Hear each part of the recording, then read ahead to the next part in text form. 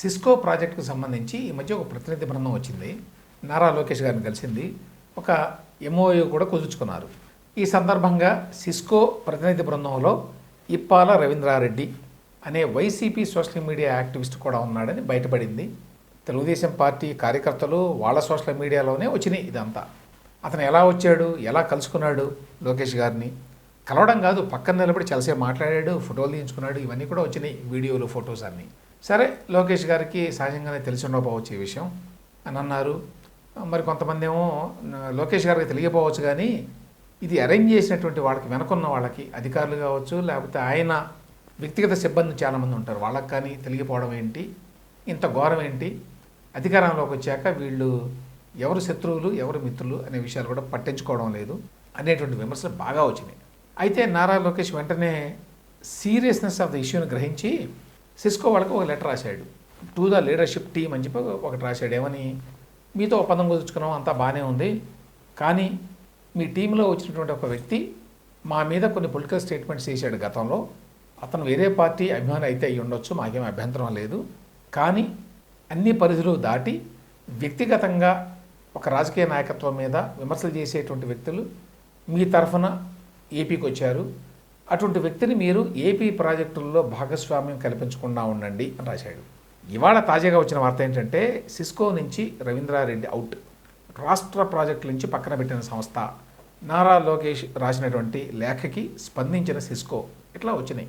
అయితే ఇక్కడ అసలు విషయం ఏంటంటే, ఇప్పాల రవీంద్రరెడ్డి అనే అతను ఏదో మామూలుగా సోషల్ మీడియా పోస్టులు పెట్టి చంద్రబాబు నాయుడు ప్రభుత్వం మీద విమర్శలు చేస్తే పెద్ద విశేషమేమి కాదు, అది ఎవరికైనా హక్కు ఉంటుంది. కానీ అతను పచ్చి బూతులు సోషల్ మీడియా పోస్టుల పేరుతో రాశాడు. వ్యక్తిగతంగా నారా లోకేష్ని, ఆయన తల్లిని, ఆయన తండ్రిని, కుటుంబ సభ్యులందరినీ, ఇంక్లూడింగ్ ఆయన వైఫ్ బ్రాహ్మణిని టార్గెట్ చేసి రాశాడు. ఎట్లాంటి పోస్టులు అంటే అవి, ఆ పోస్టులని చదవాలంటే కూడా ఇబ్బంది, చదివి వినిపించాలంటే కూడా ఇబ్బంది. ఎవరెవరికి పుట్టారు లాంటివి, ఒకరికి ఫలానా వాళ్ళతో సంబంధాలు ఉన్నాయని చెప్పి, అంటే పిచ్చి రాతలు, బూతులు, అబ్యూజ్, డిఫమేటరీ అనేది చాలా చిన్న పదం. అటువంటి పోస్టులు పెట్టాడు. ఏదో మామూలుగా విమర్శలు చేయటం, ఏదైనా పాలసీలను వ్యతిరేకించడం ఇట్లాంటివి కాదు. కరడు కట్టిన వైఎస్ఆర్సీపీ అభిమాని అయినా పర్వాలా, కానీ అతను లక్ష్మణ రేఖలన్నీ దాటి పచ్చి బూతుల్ని చంద్రబాబు నాయుడు ఫ్యామిలీ మీద రాశాడు. అందుకని అంత తీవ్రమైన నిరసన, వ్యతిరేకత వ్యక్తమైంది. ఇప్పుడేమైంది, రాష్ట్ర ప్రాజెక్టుల నుంచి పక్కన పెట్టిన సంస్థ అట అని ఇప్పుడు చంకలు గుద్దుకుంటున్నారు. రాష్ట్ర ప్రాజెక్టుల నుంచి పక్కన పెడితే ఇప్పాల రవీంద్రారెడ్డికి పెద్ద నష్టం ఏంటి? సౌత్లో మిగతా రాష్ట్రాలు ఉన్నాయి, వాటి తరఫున పనిచేస్తాడు సిస్కోకి. ఇక్కడ అసలు పాయింట్ ఏమిటంటే, వీళ్ళు లేఖ రాసినప్పుడే గతంలో ఇతను మా పొలిటికల్ పార్టీ లీడర్షిప్ మీద, అంటే చంద్రబాబు నాయుడు గారి మీద, లోకేష్ గారి మీద, బ్రహ్మణి గారి మీద, లేకపోతే భువనేశ్వర్ గారి మీద, ఇట్లాంటి వాళ్ళందరి మీద రాసిన బూతులన్నీ కూడా అందులో జత చేసి ఈ స్థాయిలో ఇతను మమ్మల్ని వ్యక్తిగతంగా టార్గెట్ చేసి రాశాడు, ఈ ప్రభుత్వంలో ఉన్నటువంటి నాయకత్వాన్ని. అంతేకాదు, ఇటువంటి రాత్రి ఇతను గతంలో కూడా రాస్తే విశాఖపట్నం పోలీసులు 2017లో ఇతన్ని అరెస్ట్ చేశారు. ఇతని మీద ఎస్సీ ఎస్టీ అట్రాసిటీ కేసులు, ఇంకా ఇతర కేసులు కూడా ఉన్నాయి. ఇటువంటి వ్యక్తిని బ్యాక్గ్రౌండ్ చెక్ చేసుకోకుండా మీ హ్యూమన్ రిసోర్సెస్ డిపార్ట్మెంట్ వాళ్ళు ఎట్లా పెట్టుకున్నారు? పెట్టుకోవడమే కాదు, అతనికి ఏపీ ప్రాజెక్టులు కూడా ఎట్లా అప్పచెప్పారు? మా ప్రభుత్వంతో లైజాన్ చేయడానికి ఎట్లా పంపించారు అని రాయాల్సింది. అప్పుడు సిస్కో వాళ్ళు ఈయన నేపథ్యం ఏంటి అని చెప్పి చూసేవాళ్ళు. అతను రాసిన రాతను చదివితే హెచ్ఆర్ డిపార్ట్మెంట్లో ఖచ్చితంగా తప్పు జరిగింది అని కూడా గ్రహించేవాళ్ళు. ఇప్పుడు మీరు ఏమడిగారు, ఆంధ్రప్రదేశ్ ప్రాజెక్టు నుంచి తొలగించండి అన్నారు, వాళ్ళు తొలగించారు, అయిపోయింది. దానివల్ల ఇప్పాల రవీంద్రారెడ్డికి వచ్చిన నష్టం ఏమీ లేదు, ఇసుమంతైనా లేదు.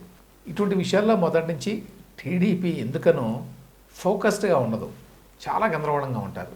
అదే జగన్మోహన్ రెడ్డి ప్రభుత్వంలో ఇటువంటి విషయాల మీద కరెక్ట్గా ఫోకస్ చేస్తారు. జగన్ ప్రభుత్వంలో అయితే ఈ విధంగా జరిగేదా? ఎట్టి పరిస్థితుల్లోనైనా ఎవరైనా సోషల్ మీడియాలో టార్గెట్ చేసి ఉంటే వైఎస్ఆర్సీపీ నాయకత్వాన్ని, వాళ్ళని సిస్కోనో మరో కంపెనీనో పంపిస్తే వాళ్ళకి విఐపీ ట్రీట్మెంట్ ఇచ్చి వాళ్ళకి స్వాగతం పలికేవాళ్ళ, స్వాగతం పలకడం పక్కన పెట్టండి, తర్వాత వాళ్ళని ఆ ఉద్యోగం నుంచి తొలగించే వరకు విశ్రమించేవాళ్ళు కాదు. ఇప్పుడు ఇప్పాల రవీంద్రారెడ్డిదో మరొకరిదో ఉద్యోగం తీసేయాలని కాదు, టీడీపీ అప్రోచ్లో ఉన్న ప్రాబ్లమ్స్, ఈవెన్ లోకేష్ టీంలో కూడా ఉన్న ఇన్ఎడిక్వసీస్, లోపాలు చాలామందికి ఆశ్చర్యం కలిగిస్తాయి. కమ్యూనికేషన్స్ ఇంత డెవలప్ అయిన తర్వాత కూడా ఎందుకని సమగ్రమైన సమాచారం ఎప్పుడూ ఆ పార్టీలో ఉండదు. అనేక విషయాల్లో చాలా లేటుగా రియాక్ట్ అవుతారు. ఆ రియాక్ట్ అయినప్పుడు కూడా అవగాహన చేసుకొని రియాక్ట్ కారు. ఇప్పుడు ఇప్పాల రవీంద్రారెడ్డి విషయంలో మరొకసారి ఆ లోపం బయటపడింది.